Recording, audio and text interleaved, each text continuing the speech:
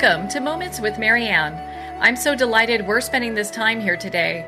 We have a very empowering show coming right up with special guest Deb Brandon, and she's here today to share with us her two books, Threads Around the World and But My Brain Had Other Ideas. Now, Deb is a weaver, respected textile artist, and fiber enthusiast and writer. She's been an active volunteer with Weave a Real Place, including serving multiple terms as a board member, as well as writing the long-time-running Textile Techniques from Around the World column. Deb is a popular speaker on textiles and other topics. She's an avid traveler and has competed nationally and internationally in dragon boating, and has been a professor in the Mathematical Science Department at Carnegie Mellon University. So let's welcome to the show, Deb Brandon. Oh, thank you very much. What a pleasure it is to have you here. And my goodness, your book is pretty in-depth. It's got such great, it's got great pictures. It's got a lot of information. And so I have to ask, what inspired you to write this book? Since I was a child, I've been interested in ethnic textiles. And after I joined an organization called WARP, W-A-R-P, which is an acronym for Weave a Real Peace, I got even more interested. This is a group of people whose mission is to improve the quality of life of textile artisans in need around the world. And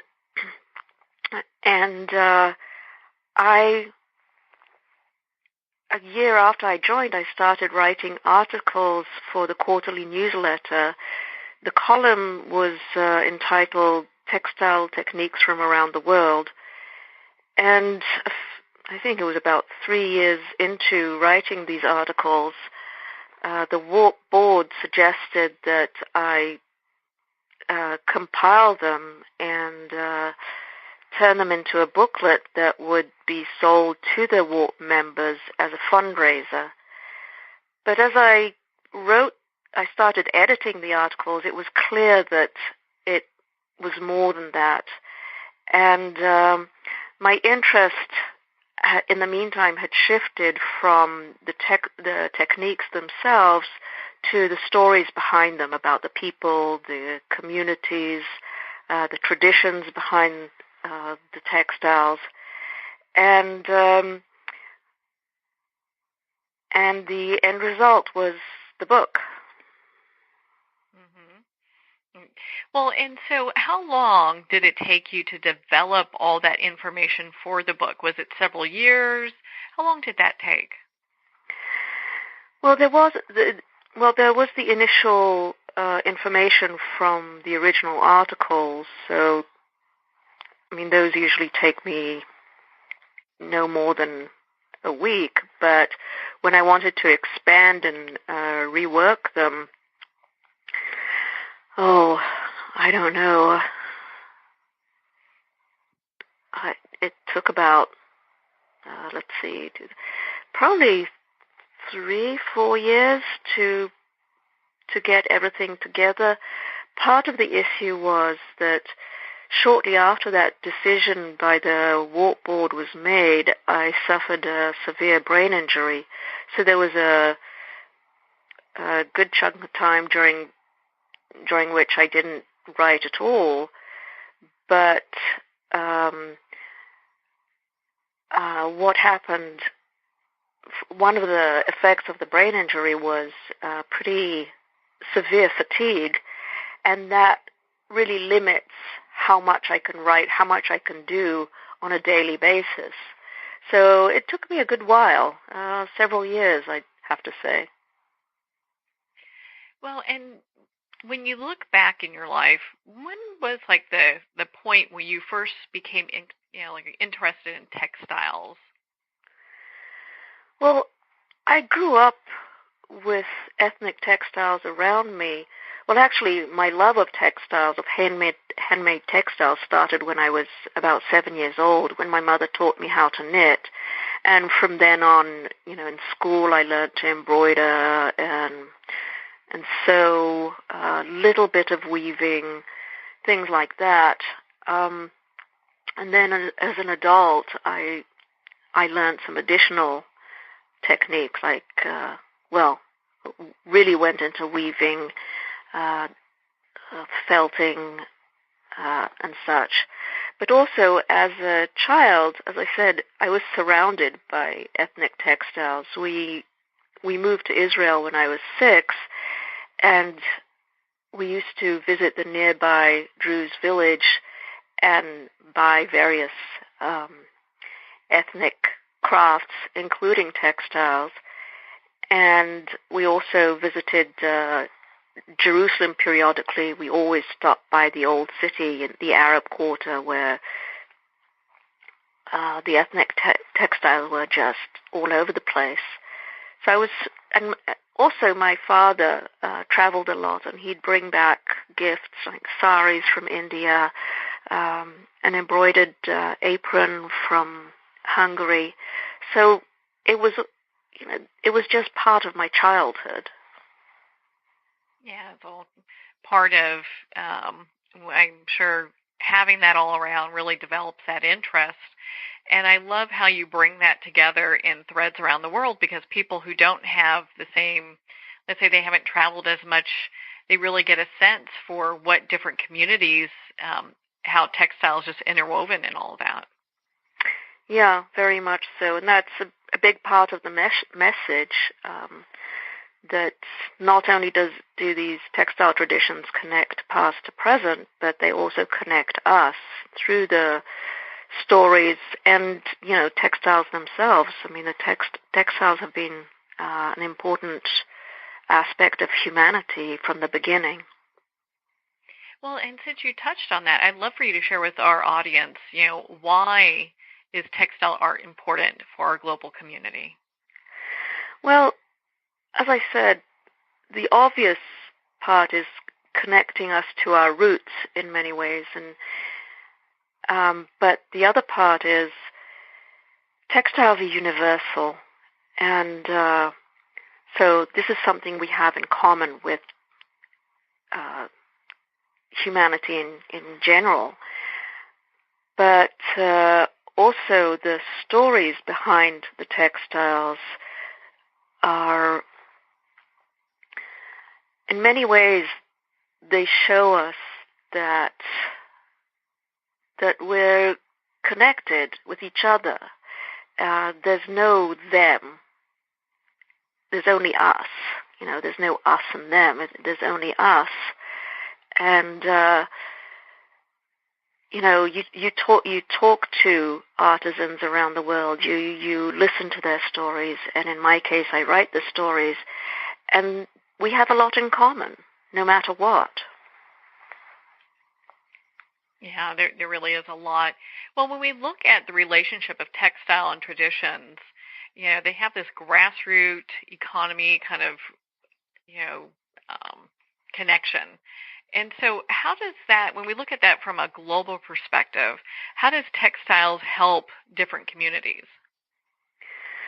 Well, okay, part of the thing is that since the Cultural Revolution, it's been harder and harder for textile artisans to earn a living through their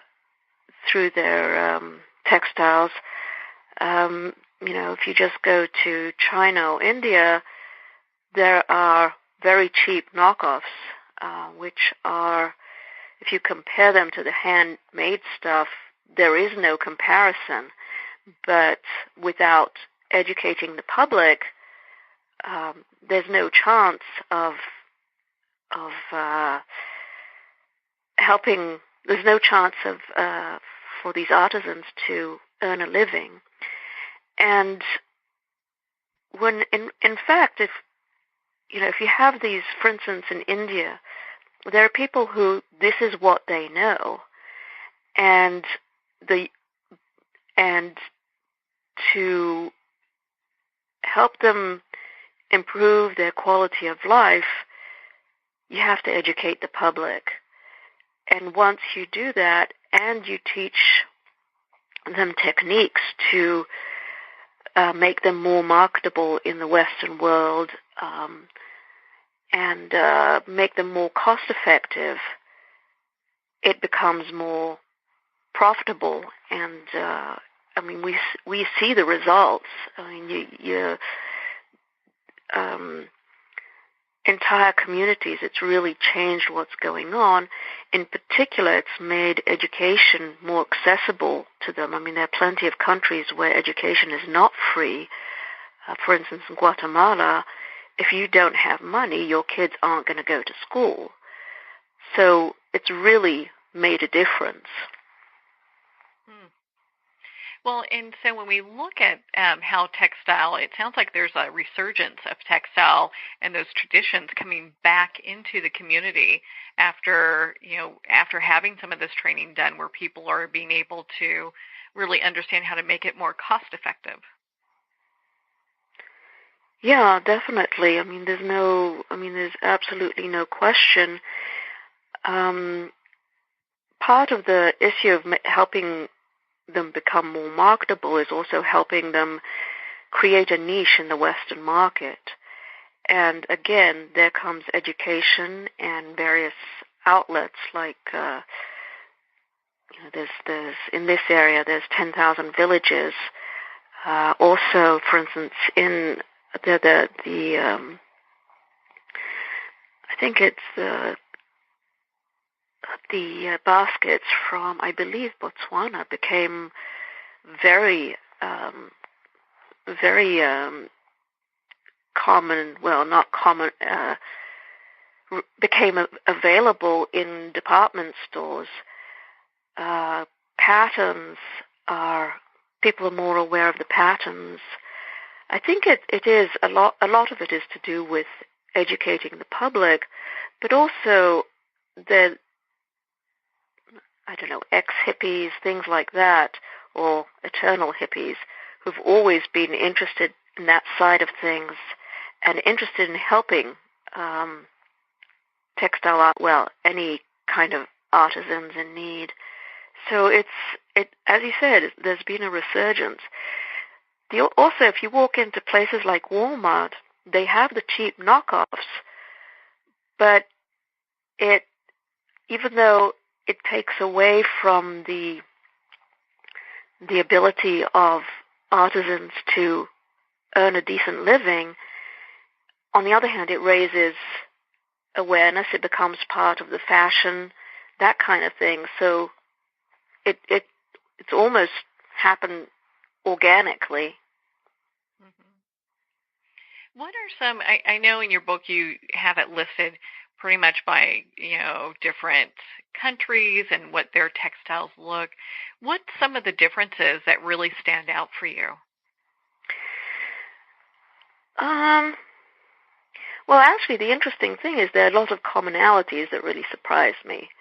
But differences are often in the technique themselves. The overall technique might be similar, but depending on what materials are accessible, there are going to be differences in the process.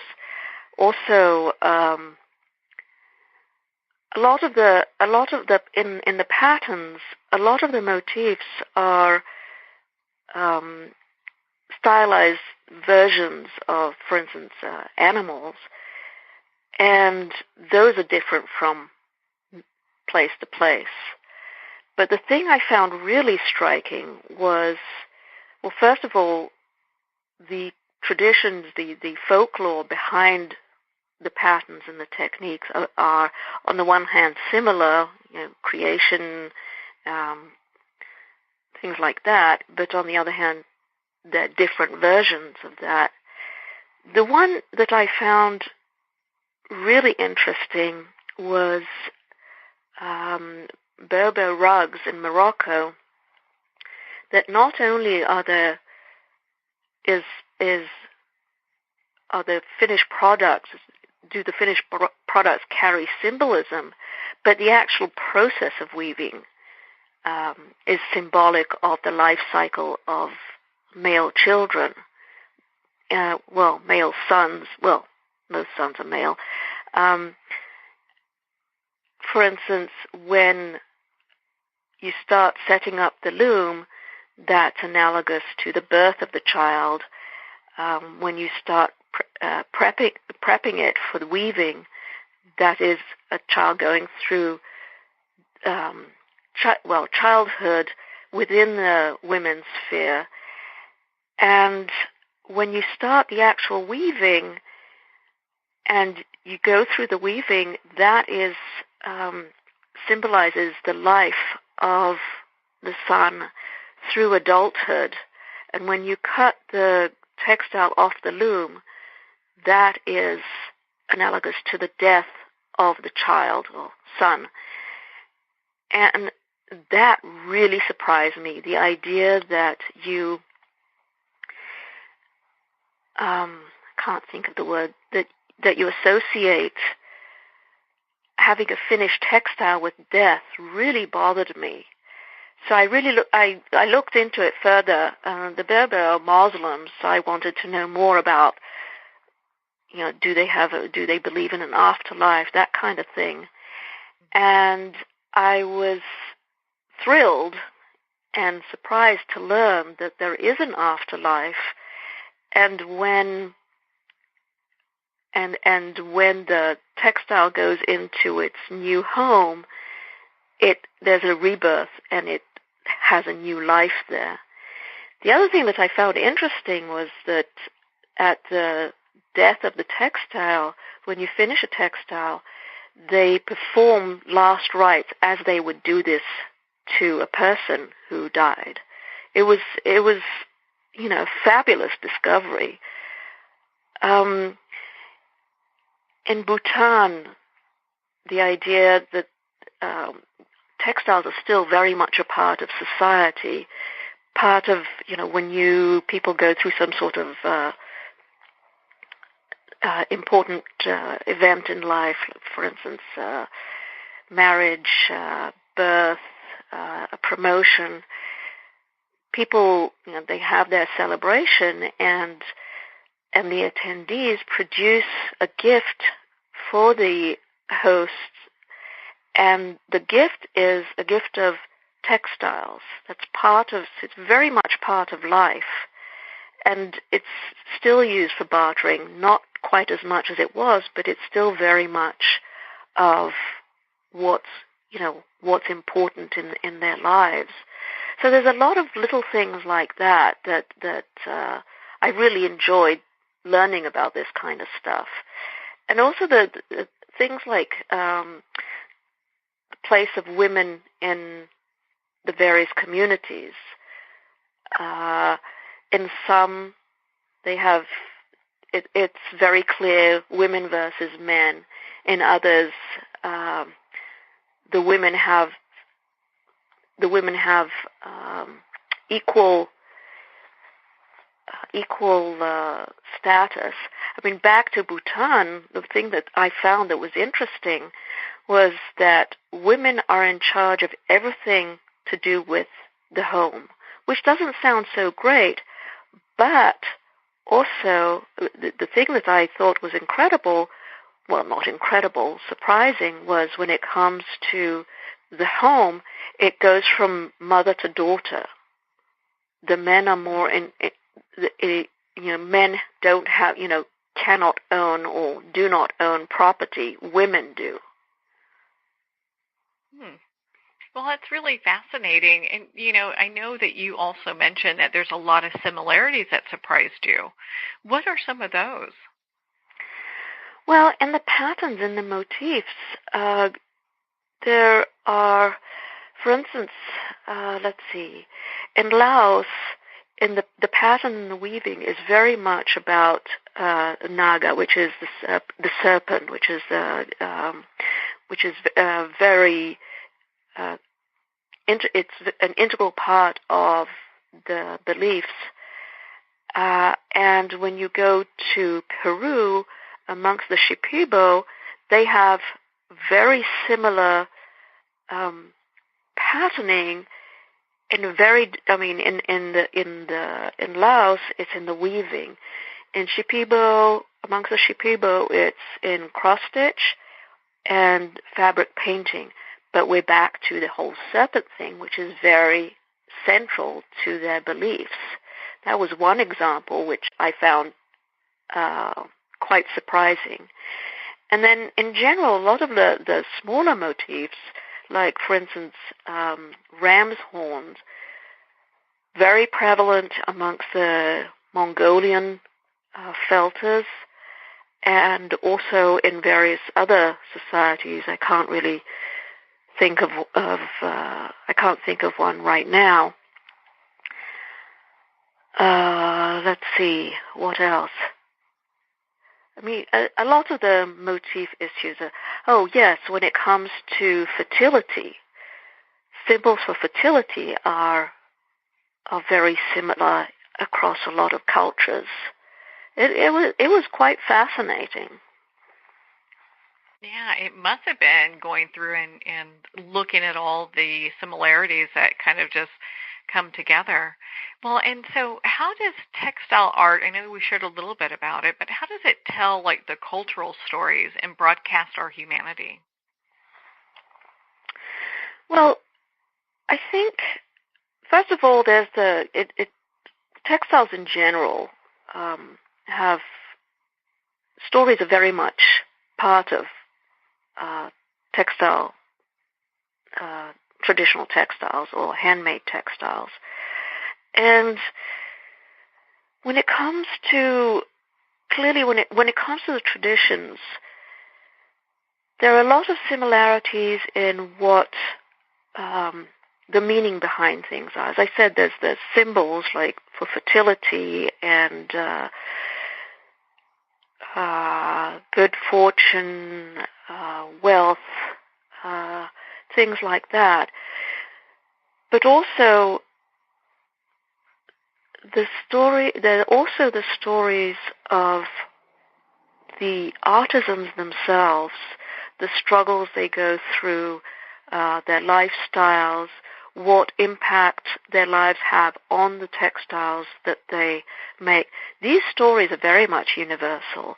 They're people too, go through similar struggles, some of it, financial, familial, things like that. And you see this, and you could relate to it. On the one hand, for instance, traditional attire honors particular cultures and marks our differences. But on the other hand, if you look deeper into the stories, you're back to the universal. And very much when it comes to humanity, it's very much a combination of individuality and similarities. And textiles really exhibit that. Well, on that note, we're going to pause here for a quick break. We've been speaking with Deb Brandon in regards to her two books, Threads Around the World and But My Brain Had Other Ideas. You've been listening to Moments with Marianne. We'll be right back after these messages.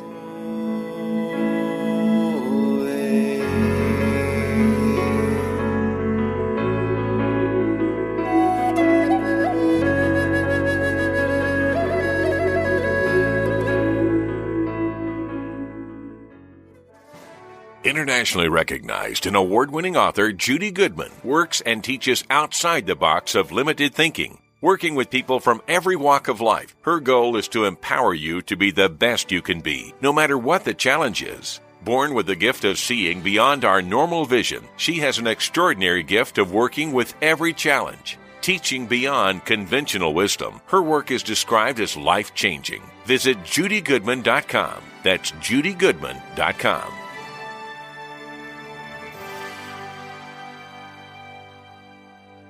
There comes a moment when you realize you're somewhere special, when you discover that each beautiful creature that you see has been rescued from a life of absolute horror and brought to this incredibly free place. Here's where their lives were forever changed and where yours will as well.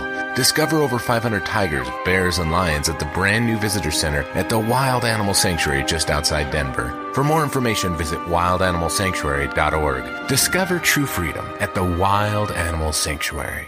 Have you ever had the sense that your thoughts might actually be doing something? Ancient secrets of manifesting have been masterfully revealed in the award-winning book Manifesting 123 by Ken Elliott. For the first time, the author's experiences and stories in this book describe exactly how your thoughts can create anything. You've been doing this all your life, but it's never been fully explained for you until now. Visit manifesting123.com for more information today. Manifesting123.com.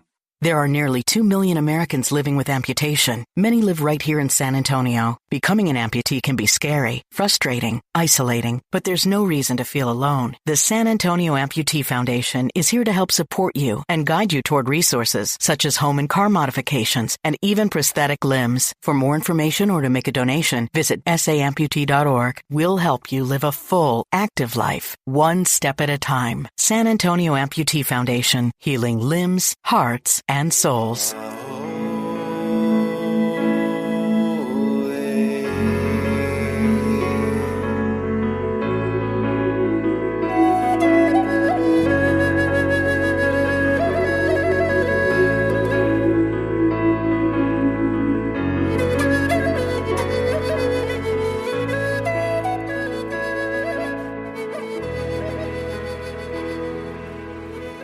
Welcome back to Moments with Marianne. We're here today with special guest Deb Brandon, and she's sharing with us her 2 books, Threads Around the World and But My Brain Had Other Ideas. Now, before we went for break, we were talking about textiles, and one of the things that came to mind, I'm just curious, what are some of the textile traditions that are still being used today? Oh, God, many of them. Everything that is in the book is still being used. Some of them continue through time. Others have been revived. Let's see, backstrap weaving here's another one that's common to many places. Backstrap weaving, that's a kind of weaving where you have the stationary loom and, well, not necessarily stationary, the main part of the loom, and then the weaver is connected to the loom, and by leaning forward and back against the strap creates tension on the warp. Those things, those kind of looms, backstrap looms, no matter what the frame looks like, they're common all over the place. South America, Asia. It's when you look at Japan versus let's see. God, I can't think of them right. But as I said, they're across the globe. They use the same thing. So as I said, backstrap weaving in Guatemala and Peru have been ongoing since God knows when they first started. Spinning yarn, again, in many places is still ongoing, has been ongoing in Africa, South America, some places in Asia. Now, there are things that have particular techniques that have been revived, or in Europe you'll see things that came close to dying out but have been revived. So, but it's mostly the actual techniques, the particular, it's in the details, but the overall thing has been ongoing. I mean, for instance, in Peru, there's a particular technique that essentially died out. No one was practicing it. And then this one woman, Nilda Alvarez, she found a piece of, an antique piece of textile using this method, and she found a couple of grandmothers who remembered something in their childhood. Somebody was doing something similar. So she managed to figure it out with their help, and it's now been revived. So there's a lot of in Italy, in Perugia, there's a particular weaving technique that was again dying out, and there's a woman whose, I believe it was her great grandmother, started reviving it, and she started a school to teach the younger generation how to weave these textiles, and this school went from mother to daughter. To this day, there's a woman who teaches young women how to weave these textiles. It's pretty incredible what people are doing. I mean, when you think back, it's not just today that people are trying to revive these traditions. It's actually there have been women who've been started in the early 1900s, late 1800s, that kind of thing. So there's a lot that's, as I said, there's a lot that's going on. Some have been revived, others have been ongoing. Mm. Well, your book, Threads Around the World, really shares so much. I mean, it's such a great read, beautiful pictures throughout it, so people really get a sense almost that they're right there with the people who are creating the textiles or doing the weaving. So it's very just a great resource. You also have another book that you've written, and I'd love for you to share a little bit about that for us. I mentioned that I suffered a brain injury. I have clusters of malformed blood vessels in my brain. They're called cavernous angiomas. I forget how many I have, 10 or so. And 2 of them bled, which wreaked havoc on my life. I had seizures and horrendous headaches. My balance was gone. I had cognitive issues. I couldn't be the mother I used to be. I couldn't drive. I couldn't work. And I basically lost my independence. The only way to prevent future bleeds is to remove these things surgically. So I underwent 3 brain surgeries. And I wrote a memoir about my recovery from the brain injury. At first I wrote it, I had trouble finding, this was back in 2007, I had trouble finding information and anecdotes about living with brain injury. And I felt very lost coming out of hospital because you don't quite fit inside yourself. I mean, you everything feels wrong. Your ways of thinking, you can't. I mean, I lost my ability to think sequentially was damaged, so I had to learn to think around that, and so I learned different thinking styles.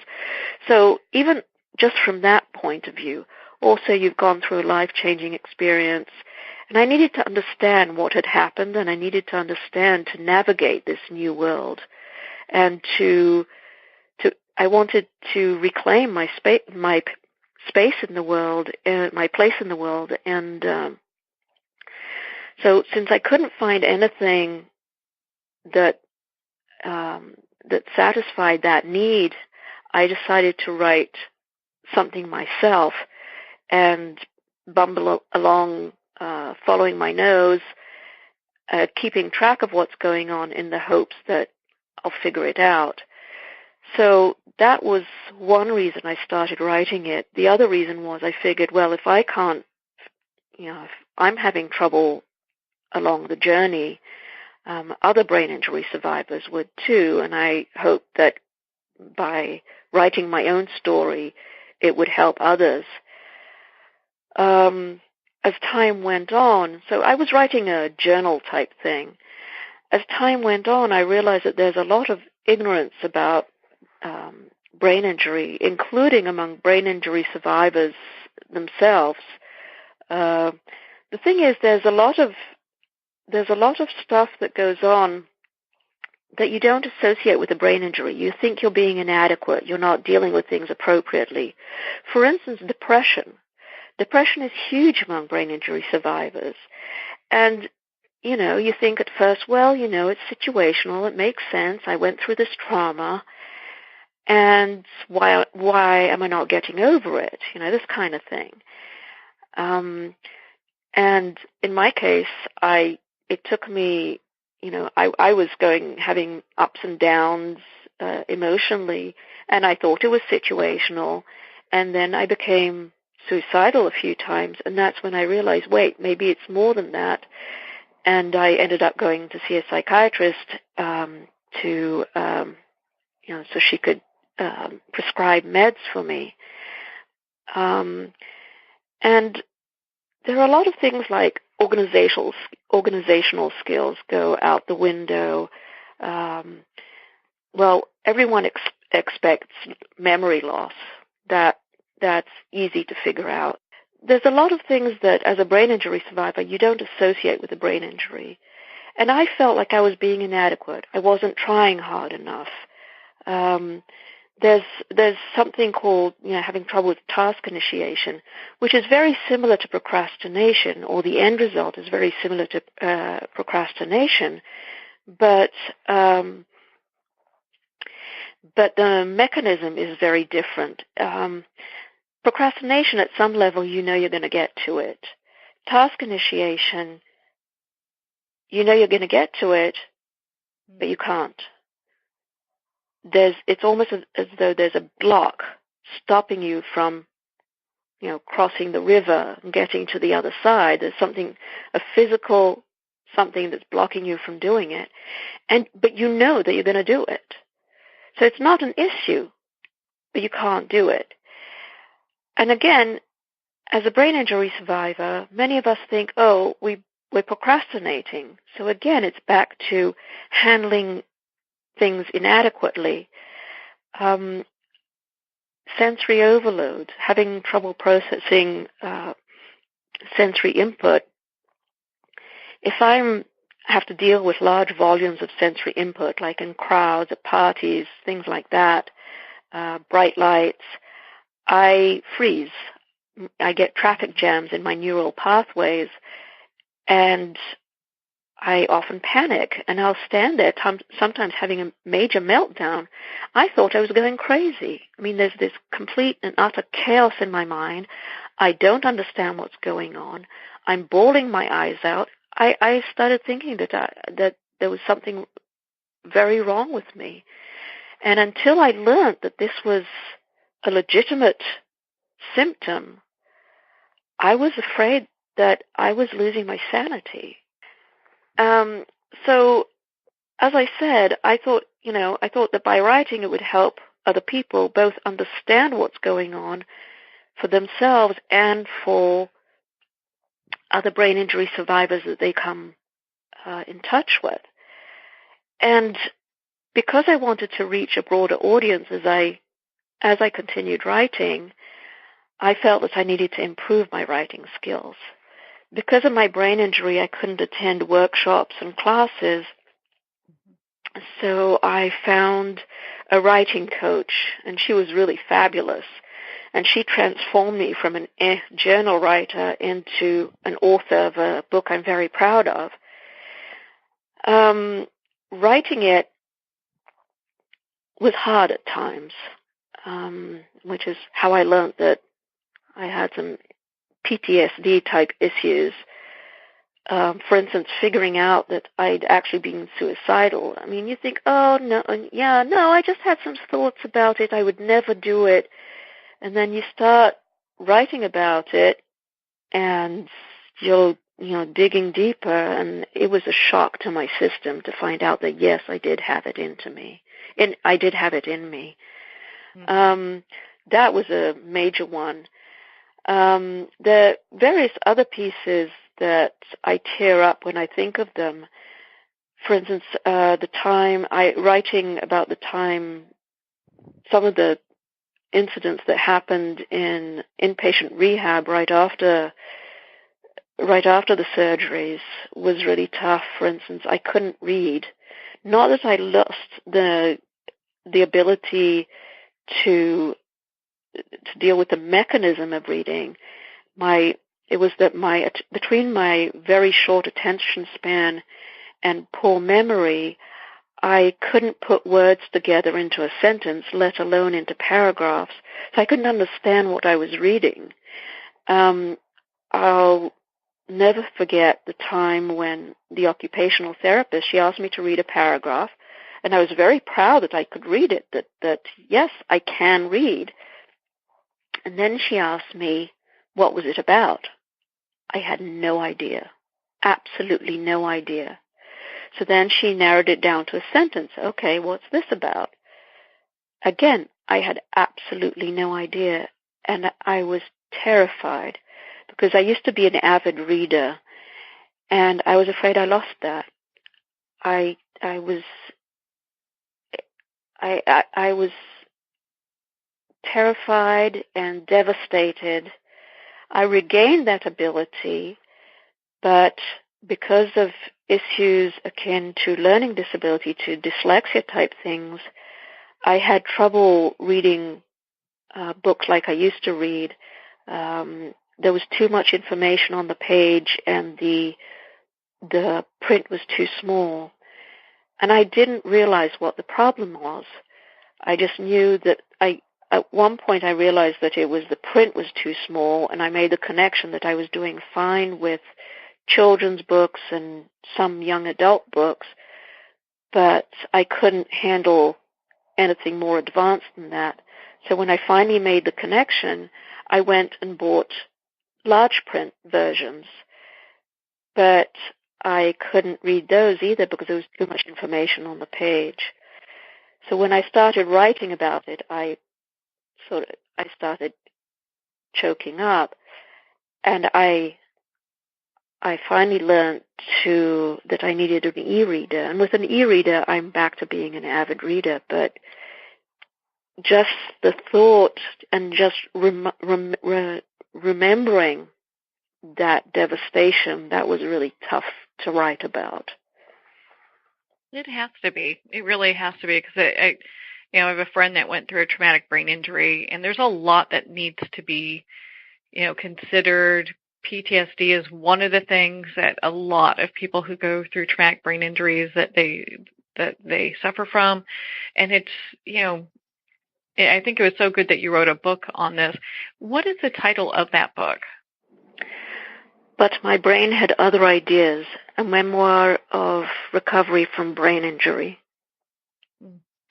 Well, Deb, where can people contact you and be part of your community and learn more about Threads Around the World and your second book there?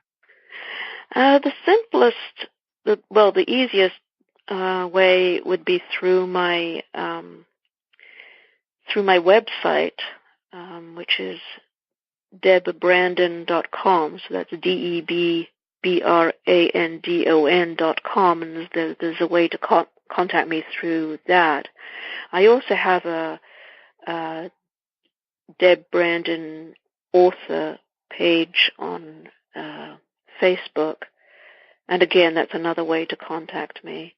I am really happy to talk to people about anything, including the rough stuff with brain injury, the horrendous issues I occasionally have now with depression. One thing, yes, there were a lot of losses through the brain injury, but there were also a lot of gains.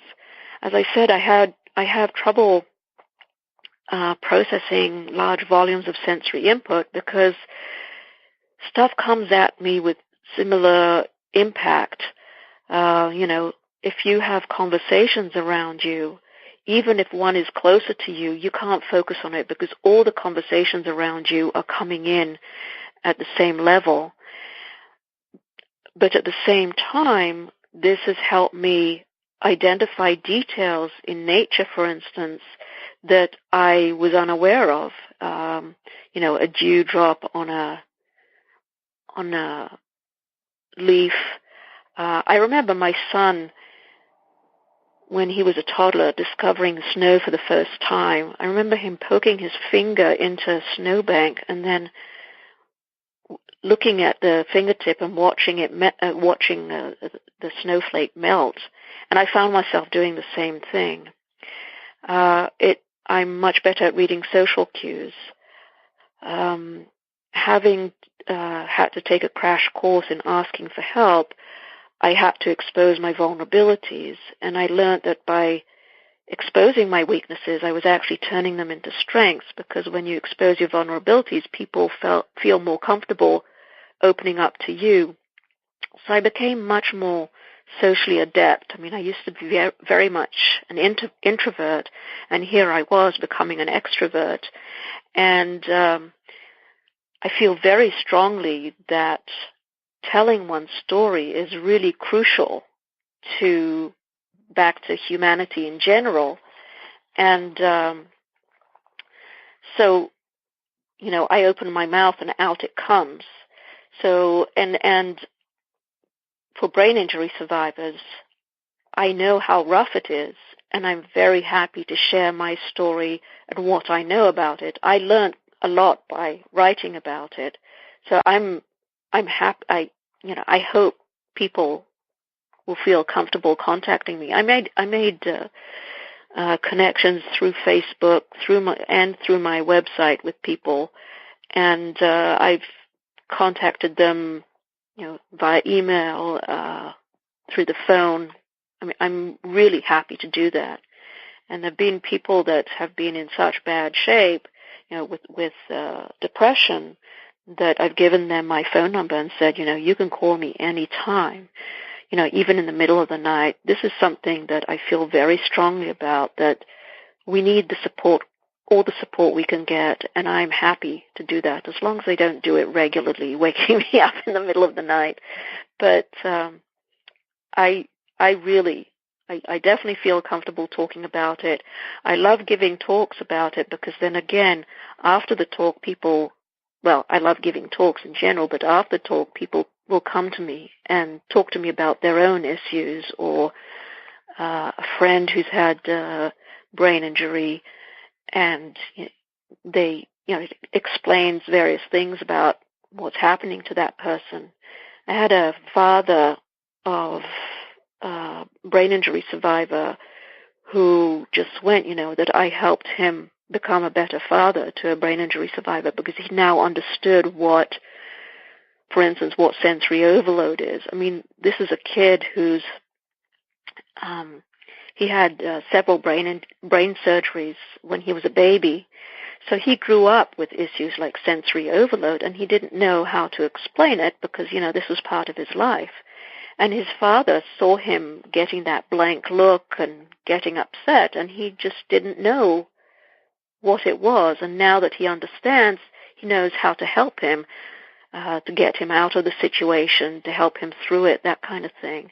And they're commonalities. I mean, for instance, people who have autism have issues with sensory overload.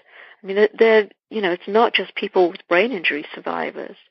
And the issue of life-changing experience, depression due to trauma, things like that. So there are a lot of commonalities, and I get a lot of people who will tell me that it really helped them deal with some of these issues, even though they weren't brain injury survivors. Well, Deb, gosh, we could talk for hours. You're such a wealth of information when it comes to not just when we talk about textiles, but also helping people that have had traumatic brain injuries and kind of offering support and guidance for those folks. I'd like to thank you for taking the time to be on the show with us here today. Well, thank you very much. I enjoyed it. Well, thank you, Deb. It has been such an honor to spend this time with you, and of course to talk about your two books, Threads Around the World and But My Brain Had Other Ideas. Again, if you'd like to connect with Deb, you can at her website, debbrandon.com, and we'll have the link below. Well, we're at the end of our time today. I would like to thank everyone for tuning in. You're listening to Moments with Marianne. And remember, make every moment count.